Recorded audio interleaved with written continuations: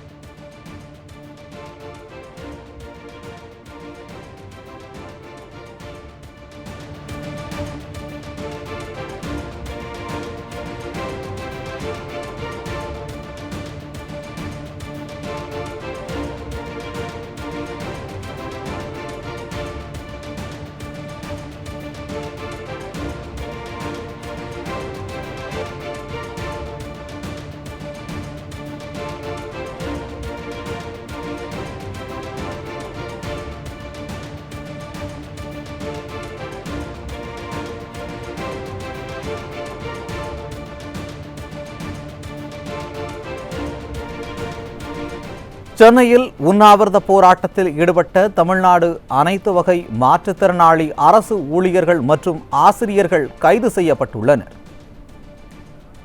சென்னையில் மாற்றுத்திறனாளிகளுக்கான மாநில ஆணையரகத்தில் தொடர் உண்ணாவிரத போராட்டத்தில் ஈடுபட்ட 200க்கும் மேற்பட்டோர் கைது செய்யப்பட்டுள்ளனர். 2 ஆண்டுகளுக்கு மேலாக பணிபுரியும் மாற்றுத்திறனாளிகளை நிரந்தரம் செய்ய கோரியும் அரசாணை 151 நடைமுறைப்படுத்தவும் கோரிக்கை. கடந்த 2 ஆண்டுகளுக்கு மேல் அரசின் பல்வேறு துறைகளில் பணிபுரியும் தங்களை பணி நிரந்தரம் செய்ய கோரும் அரசாணை 151 நடைமுறைப்படுத்த வேண்டும் என கோரி பல மாவட்டங்களில் இருந்தும் சுமார் 200 மாற்றுத்திறனாளிகள் இந்த போராட்டத்தில் கலந்து கொண்டனர். விடியா திமுக அரசு அனைத்து தரப்பு மக்களையும் ஏமாற்றி வருவதாக பொதுமக்கள் வேதனை தெரிவித்துள்ளனர்.